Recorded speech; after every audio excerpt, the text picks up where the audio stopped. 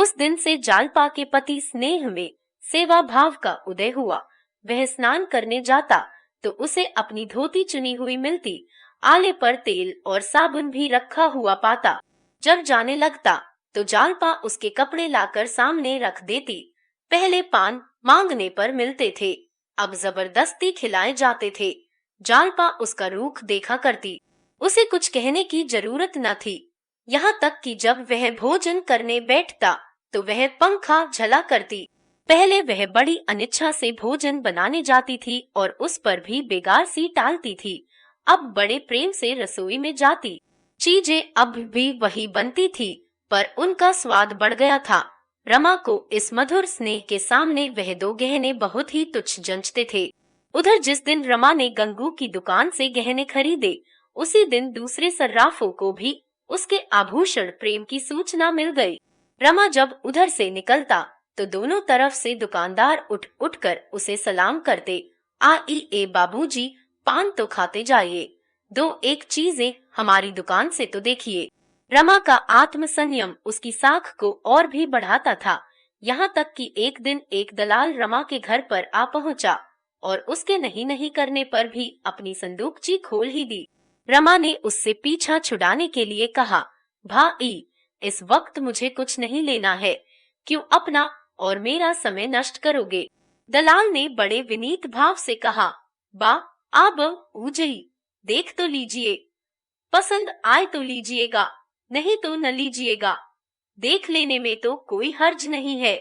आखिर रईसों के पास न जाएं तो किसके पास जाएं?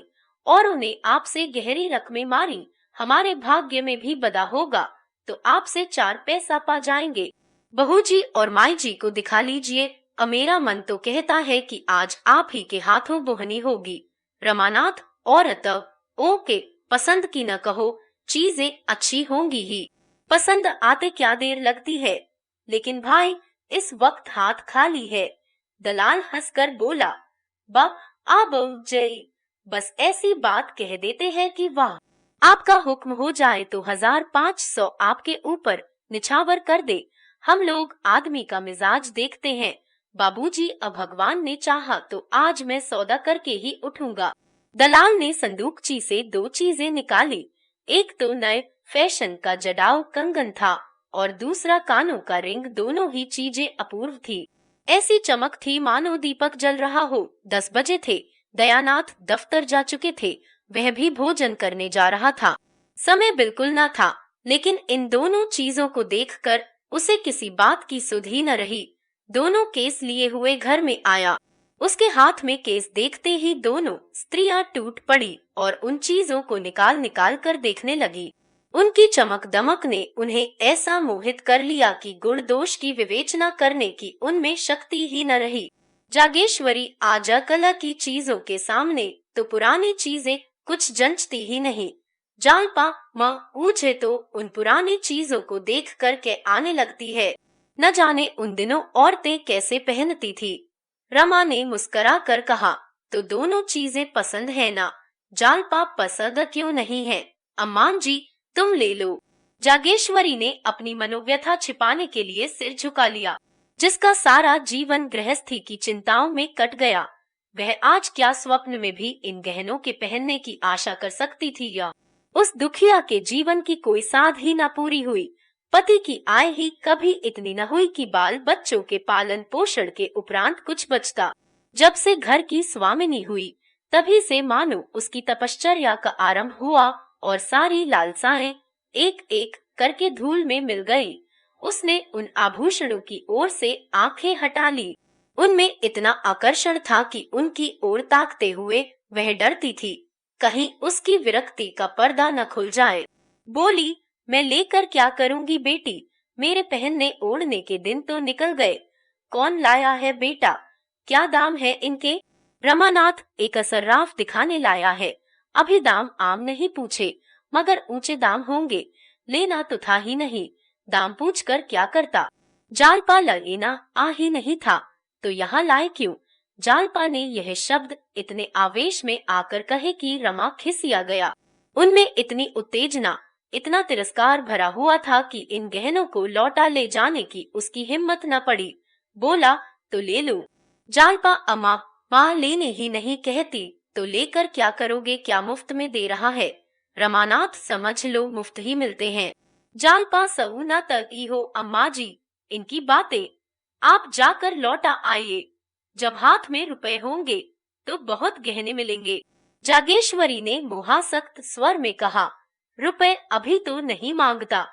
जालपा, उधार अभी देगा तो सूद तो लगा ही लेगा। रमानाथ, तो लौटा दो, एक बात चटपट तय कर डालो, लेना हो ले लो, न लेना हो तो लौटा दो। मोह और दुविधा में न पड़ो। जालपा को यह स्पष्ट बातचीत इस समय बहुत कठोर लगी। रमा के मुंह से उसे ऐसी आशा न थी।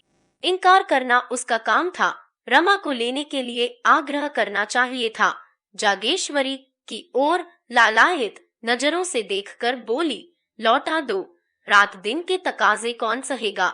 वह केसों को बंद करने ही वाली थी कि जागेश्वरी ने कंगन उठाकर पहन लिया, मानो एक क्षण भर पहनने से ही उसकी साध पूरी हो जाएगी। फिर मन में इस ओछेपन पर लज्जित होकर वह उसे उतारना ही चाहती थी कि रमा ने कहा, अब तुमने पहन लिया है अम्मा, तो पहने रहो, मैं तुम्हें भेंट करता हूँ। जागेश्वरी की आंखें सजल हो गई। जो लालसा आज तक न पूरी हो सकी वह आज रमा की मात्र भक्ति से पूरी हो रही थी। लेकिन क्या वह अपने प्रिय पुत्र पर ऋण का इतना भारी बोझ रख देगी? अभी वह बेचारा बालक है, उसकी सामर्थ्य ही क्या है।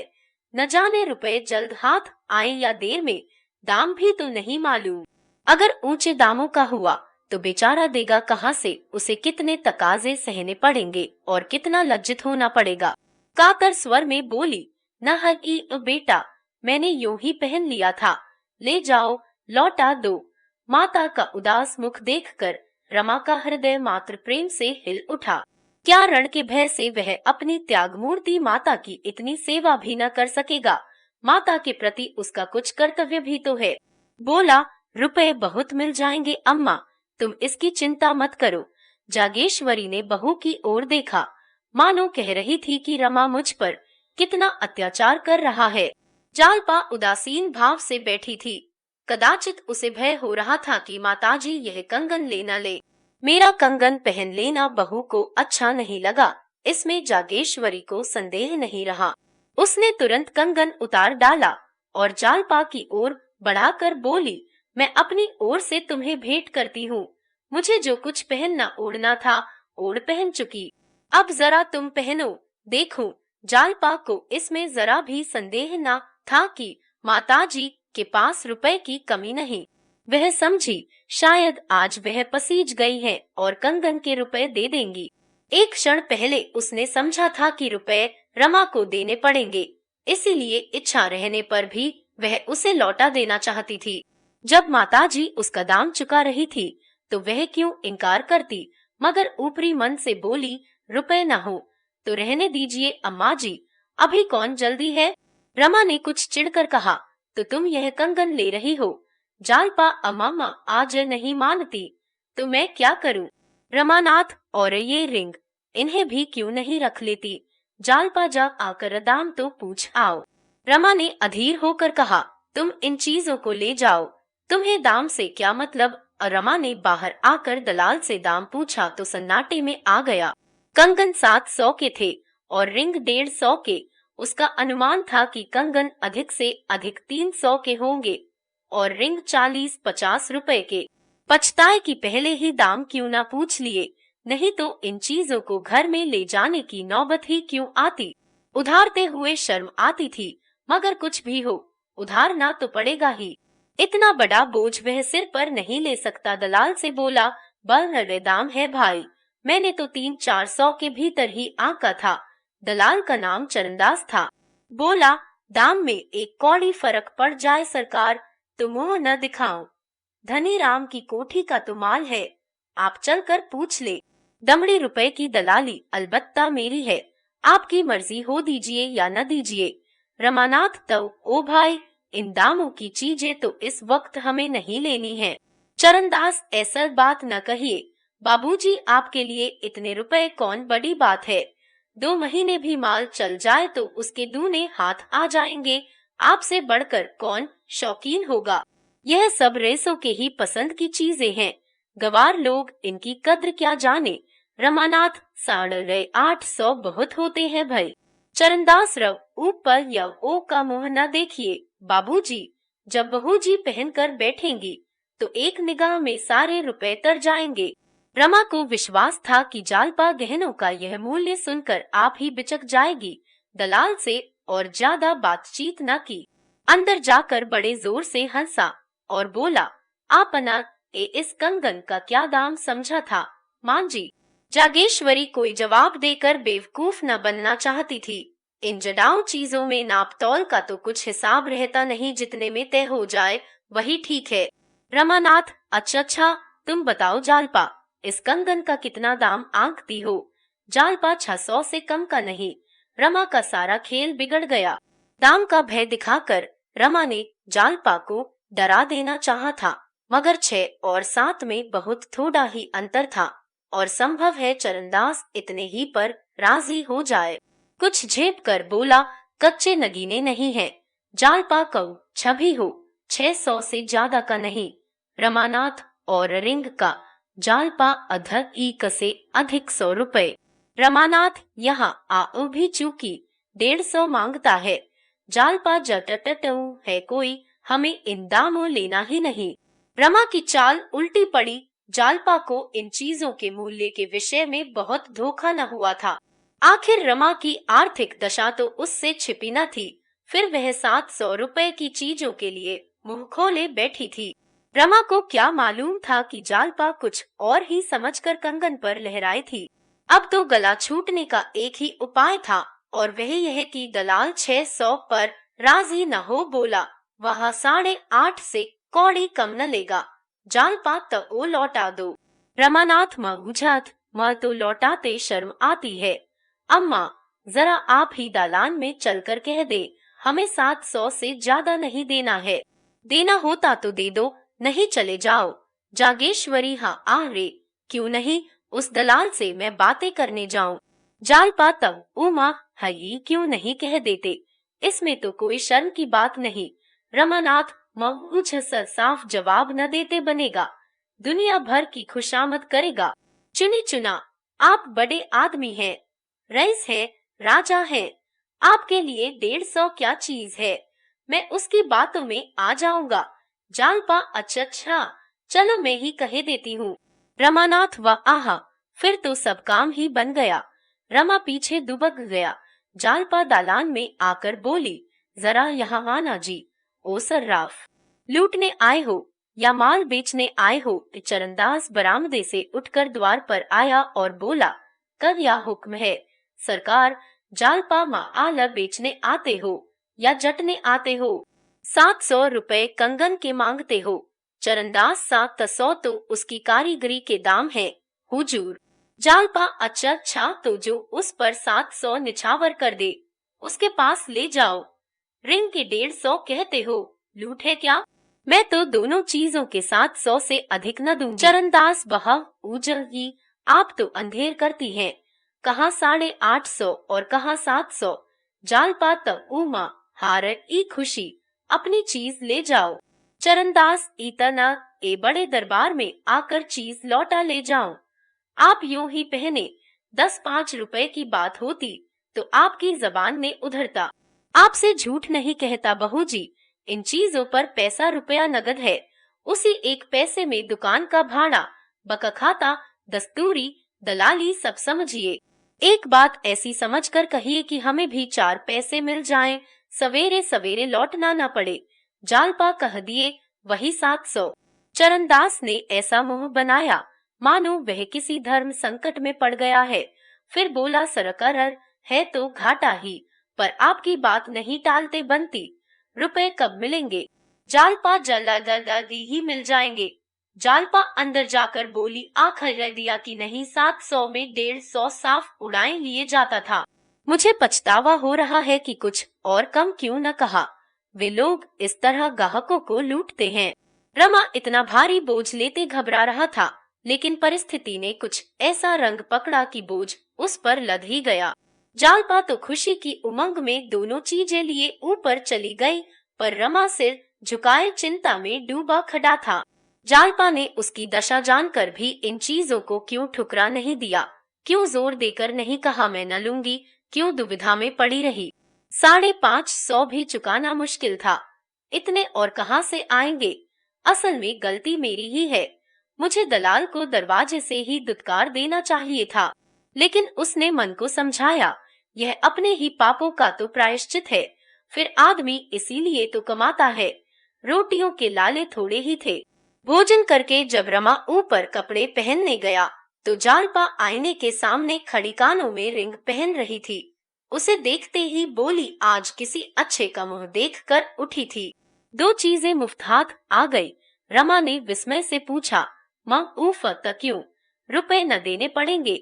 जालपा रंग ऊपर, यह तो अम्मा जी देंगी।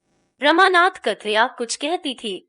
जालपा ऊना, हाउ ओ ए न, ए मुझे भेंट दिए हैं तो रुपए कौन देगा। रमा ने उसके भोलेपन पर मुस्कुराकर कहा, यही समझकर तुमने यह चीजें ले ली। अम्मा को देना होता तो उसी वक्त दे देती जब गहने चोरी गए थे। क्या उनके पास रुपए न थे। जालपा असमंजस में पड़कर बोली, तो मुझे क्या मालूम था। अब भी तो लौटा सकते हो, कह देना जिसके लिए लिया था उसे पसंद नहीं आया। यह कहकर उसने तुरंत कानों से रिंग निकाल लिए, कंगन भी उतार डाले और दोनों चीजें केस में रखकर उसकी तरफ इस तरह बढ़ाई जैसे कोई बिल्ली चूहे से खेल रही हो। वह चूहे को अपनी पकड़ से बाहर नहीं होने देती, उसे छोड़कर भी नहीं छोड़ती। हाथों को फैलाने का साहस नहीं होता था। क्या उसके हृदय की भी यही दशा न थी। उसके मुख पर हवाइयां उड़ रही थी। क्यों वह रमा की ओर न देखकर भूमि की ओर देख रही थी। क्यों सिर ऊपर न उठाती थी। किसी संकट से बच जाने में जो हार्दिक आनंद होता है वह कहाँ था। उसकी दशा ठीक उस माता की सी थी जो अपने बालक को विदेश जाने की अनुमति दे रही हो। वही विवशता, वही कातरता, वही ममता इस समय जालपा के मुख पर उदय हो रही थी। रमा उसके हाथ से केसों को ले सके इतना कड़ा संयम उसमें न था। उसे तकाजे सहना, लज्जित होना, मुंह छिपाए फिरना, चिंता की आग में जलना, सब कुछ सहना मंजूर था। ऐसा काम करना नामंजूर था जिससे जालपा का दिल टूट जाए। वह अपने को अभागिन समझने लगे। उसका सारा ज्ञान, सारी चेष्टा, सारा विवेक इस आघात का विरोध करने लगा। प्रेम और परिस्थितियों के संघर्ष में प्रेम ने विजय पाई। उसने मुस्कुराकर कहा, रहना ए दो, अब ले लिया है तो क्या लौटाएं, अम्मा जी भी हंसेंगी। जालपा ने बनावटी कांपते हुए कंठ से कहा, अपनी चादर देखकर ही पांव फैलाना चाहिए। एक नई विपत्ति मोल लेने की क्या जरूरत है। रमा ने मानो जल में डूबते हुए कहा, ईश्वर मालिक है, और तुरंत नीचे चला गया। हम क्षणिक मोह और संकोच में पड़कर अपने जीवन के सुख और शांति का कैसे होम कर देते हैं। अगर जालपा मोह के इस झोंके में अपने को स्थिर रख सकती, अगर रमा संकोच के आगे सिर न झुका देता, दोनों के हृदय में प्रेम का सच्चा प्रकाश होता, तो वे पथ भ्रष्ट होकर सर्वनाश की ओर न जाते। 11 बज गए थे। दफ्तर के लिए देर हो रही थी, पर रमा इस तरह जा रहा था जैसे कोई अपने प्रिय बंधु की दाह क्रिया करके लौट रहा हो।